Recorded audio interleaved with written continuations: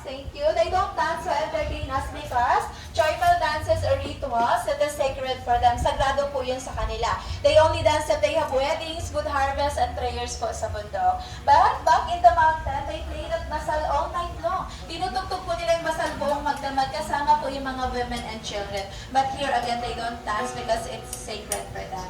Okay? Have you heard about the Kujapi or Kudlungan, Sir Ma'am? So that's a two-string native guitars and considered as one of the first and oldest guitar dito po sa Pilipinas. Yan po ang nakasulat sa music book natin sa MAPE. Okay. Right now, they are going to play a music for us. That's their Wogin song, which means a word song po sa dialect nila. And also their music is about nature or kalikasan. Okay? Let's listen. I don't know.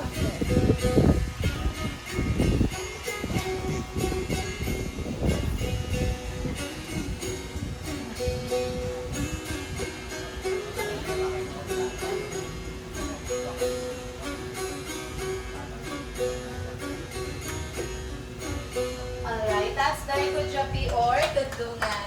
Now, if you want to say thank you to them everyone, you may say Magsukor. Ayan. So, Magsukor means salamat or thank you sa dialect po nila.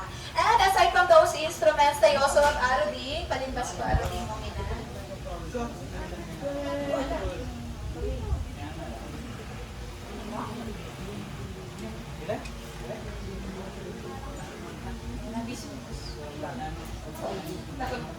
Okay, this is their aruding, ma'am sir, made of walpang. On the tip of their aruding, it has beeswax. This one, the black one. So they use this beeswax to adjust the sound. Ginagamit po nila to adjust the sound. And using the vibration of their mouth, gamit lang po ang bibig nila, they can produce an amazing sound. Again, everyone, they call that aruding. Yes, that's the aruding. Hindi ko nakita. Kaya sabi ko dyan sa baba.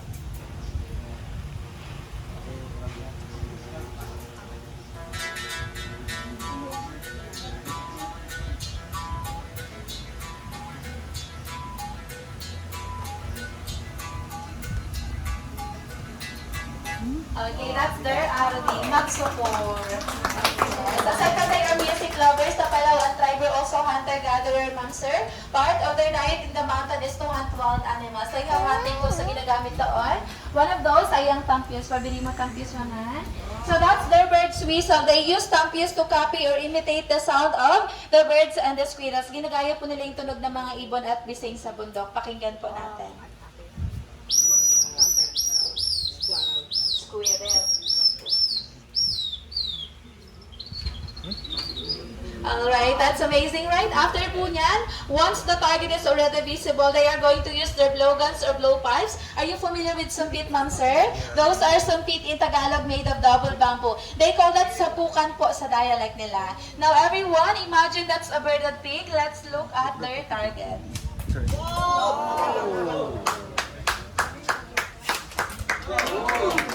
Alright, again for those are sumpit in Tagalog, and you know what, even the target is 30 meters away, they can shoot the target because they are great shooters. And on the tip of their darts, sa dulo po ng darts nila, they actually put poison so that the target will die immediately. Para madaling mamatay yung target, naglalagay po sila ng lason. Doon lang po sa bundok. Okay, everyone, so this plant is called dita. This is the main ingredient of the poison. They just simply collect the sap or the resin of this plant, and then they cook it in a slow fire to make the poison effective. Pero hinahalo pa po nila sa ibang uri ng halaman. Okay, again, that's their dita. And if ever they hurt themselves accidentally using those blowguns or blowpipes, goodbye to them. Wala po silang antidote para doon. Yes, so yung poison is also applicable for them pag nagkamali po sila. But don't need to worry about because only in the mountain they shoot wild animals. Dito hindi na po because we do have limited resources only. And pumps are those real darts that they use in the mountain. Yung mga darts po nila na ginagamit sa bundok, yun pong nasa loob ng frame. That one on the wall na nasa dingding po ng bahay nila. Yung nasa loob ng frame. Okay, hindi na po sila nag-shoot ng mga wild animals dito. Lastly, they just buy their food dyan pa sa talipapa. Bibili na sila kapag pinili dyan sa market. Yes. Okay, finally, we are at the last part. So, he will show us on how they make a fire up in the mountain. Ganyan po sila magpapay sa bundok since walang lighters, posporo, and electricity. Ayan. Okay, so they use three materials. They have a piece of metal. They call that balan, a flint stone or buhay na bato, and lastly, they have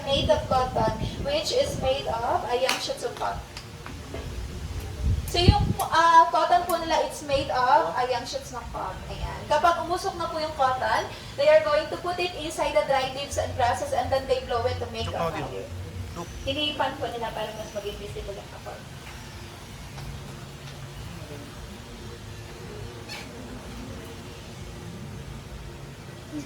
That's so fun.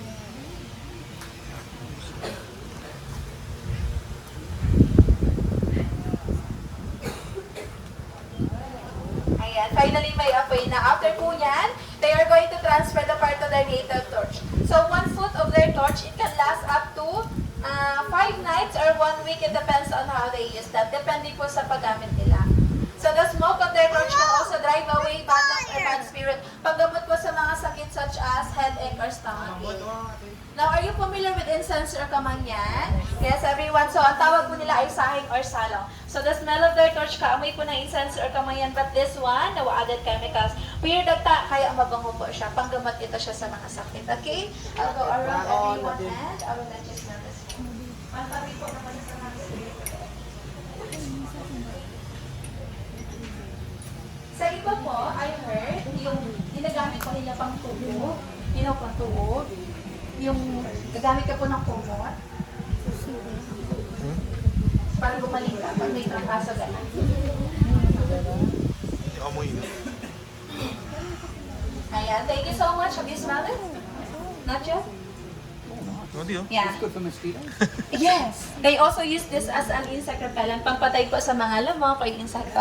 Okay, that's all. Thank you so much, everyone. If you want to know more information about how it all started, we have a lot of information at the back. And if you want to donate, that will greatly help the Palawan tribe. Any amount is such a big help for the tribe. At the end of the day, they will use that donation to buy their needs and wants, especially po ng pagkain nila. And if you want to buy some products, we have a lot of souvenirs back to the garden po. So any purchase po ay may share po ang tribe doon.